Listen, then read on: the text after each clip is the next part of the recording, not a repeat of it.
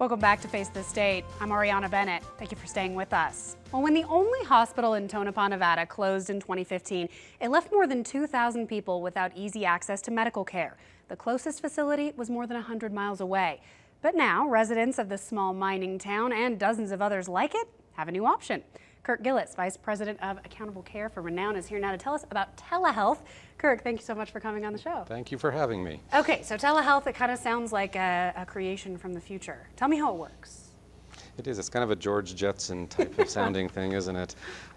Telehealth is really technology-enabled communications and healthcare. So you have a patient on one end, you have a provider on the other end, and we use technology, and in the case of telemedicine or telehealth, video technology so that the patient and the provider can actually see and interact with one another. So it's kind of like Skyping your doctor, only higher tech, I imagine, better Yes. quality video, and more secure, I assume.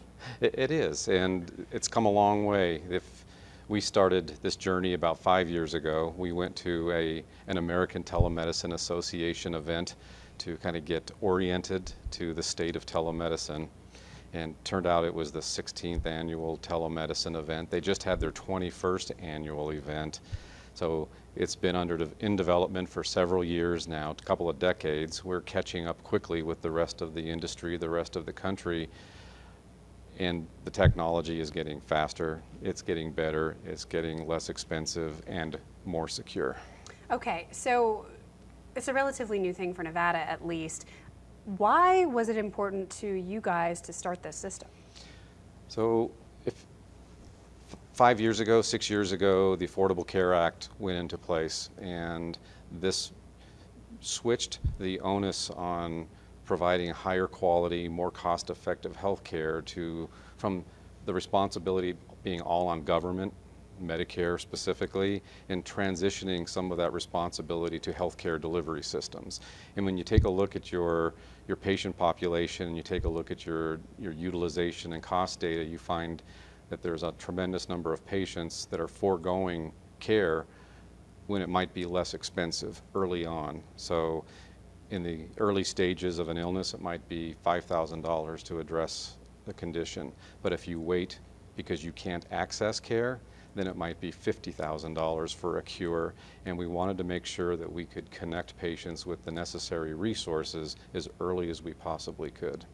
Okay, so this is obviously great for some more remote areas that don't have easy access to medical facilities just because they don't have it in their small towns, but also great for people who live in more dense communities who just have difficulties getting around, or who does that appeal to? Yeah, so the system, telehealth programming, started in the rural communities because that's what Medicare would pay for. It would only pay for telehealth or telemedicine when the patient originated in a rural community and they were connecting to a provider in an urban community. And that's great for 20% of the population.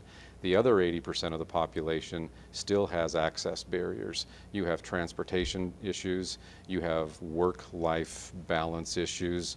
If you're a parent with multiple kids, you're working 2 jobs, where do you find time to squeeze in doctor's appointments for either preventive or curative services?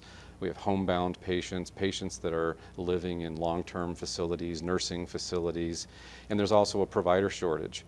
So you either got to figure out how to get patients to the providers or how to get providers to the patients, and if you do that the old-fashioned way, there's a lot of patients falling through the cracks. So we can use technology now to make those connections much more cost effectively. Okay, so I'm a patient, I want to get involved in this.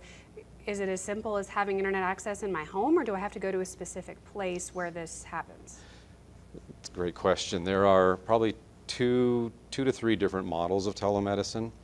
And again, if you're a Medicare beneficiary, you really have to be in a clinic environment. So you'd have to be in a rural health clinic, and you would be in an exam room with a telemedicine cart, and a medical assistant or a nurse would be in the room with you, and they would connect to a specialist at a distance, and you would go through a typical history physical exam. You'd get a diagnosis, you'd get a treatment plan, and it's great. there are situations where now in Nevada, we passed a law about 2 years ago. It was our TeleHealth Parity Act, and it's one of the more progressive acts in the country, which now means that if a service can be delivered through telemedicine and it can likewise be delivered in person, it has to be covered by insurance, and it has to be covered at the same level as an in-person visit. So that's opened up, and it took away the rural-urban barriers as well. So now you're working here till 8 o'clock tonight.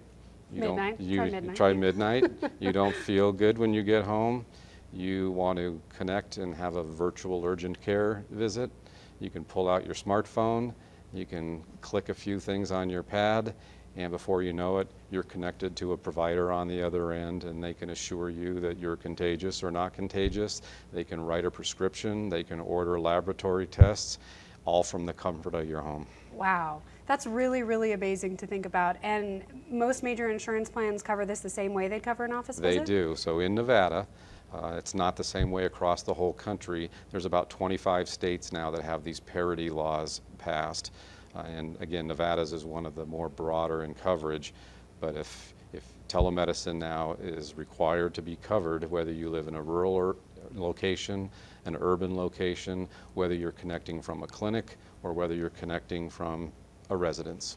Okay, now there are going to be natural questions about quality of care that you get this way. I think that old-fashioned people, maybe those of us who are just used to a traditional doctor environment, are going to say, how can the doctor possibly know without physically being here with me what's going on? And for that matter, patients aren't always completely honest about what's going on or even able to express exactly what's happening. So how do you ensure quality? So if you look at this specialty examination example that I described a few minutes ago, the fact that you've got a medical assistant, you may have a nurse, you may have a nurse practitioner in the exam room with the patient, they are literally facilitating that examination at a distance on behalf of the practitioner that's remote. So if you need to help facilitate a physical examination, they can do that and they can provide feedback. Much of what we do in medicine these days is derived through an incredible history. So the physician develops skills on how to talk to patients, whether it's in person or through telemedicine. And we found that during a telemedicine history, the physician and the patients are really locked in with one another and they're really communicating effectively. And then diagnostic information, so whether that's radiology or laboratory results, doesn't matter if you're reviewing those in person or at a distance. So that specialty examination example is really powerful. When it comes to what we call virtual visits, where I might be a patient connecting from a personal device, could be a tablet, smartphone, etc., there are limitations. So we have situations where the primary care provider may want to already have an established relationship with you and may want to see you virtually for established conditions. There are circumstances where maybe you want to do an urgent care, so you're not established with the provider, and we may limit the scope of the types of conditions that we'll treat because they may or may not be as conducive to telemedicine as other situations. So we are putting boundaries around those kinds of complaints or circumstances that don't lend themselves to telemedicine. Okay, what about privacy? Is this video being saved anywhere? Is there a database of these video conferences? So that's a good question. No. So I would say in the renowned telehealth program example, we don't record any telemedicine encounters. So if it's a patient-provider encounter, there's no recording going on. And the technology has really advanced over the last few years to where these connections are fully encrypted to the highest level of federal information protection standards. Patients, if you're connecting with a legitimate telemedicine provider, you can rest assured that they're using the kind of encryption technology that protects your information. Okay, now in a state like Nevada, where I know we do have a provider shortage, is it being more and more encouraged to move in this direction, have more patients do the telemedicine because it clears out some of the backlog for urgent cares and hospitals? There are amazing stories going on across the country now.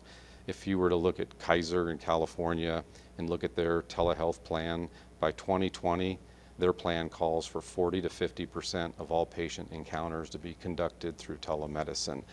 Stanford has a similar roadmap for their program. Mercy in St. Louis just constructed a $200 million virtual care center where they are able to facilitate connections between patients and families and caregivers and providers in the 10-state area that they support. In the Renowned Telehealth program, we're now supporting patient education and support groups through telehealth and telemedicine technologies. We talked about primary and urgent care, specialty care. We now have hospitalist physicians that are rounding on patients at community facilities after hours when they don't have clinician coverage in the evenings, weekends, and holidays. We're doing psychiatric evaluations through telemedicine so that patients that are not a harm to themselves or others can be released after their medical care is complete. It is just expanding as fast as the technology evolves. Telemedicine is catching up. Very, very interesting stuff. Okay, we are just about out of time. I assume if people want to get more information on this, they can go to Renowned's website. Renowned.org/telehealth. Okay, Kirk, thank you so much for your time. I really Thank you appreciate very it. much. Well, that is it for this episode of Face the State. But for more information on all of this or to see past episodes, just head to our website. That's KTVN.com. Thank you so much for being with us. We'll see you next week.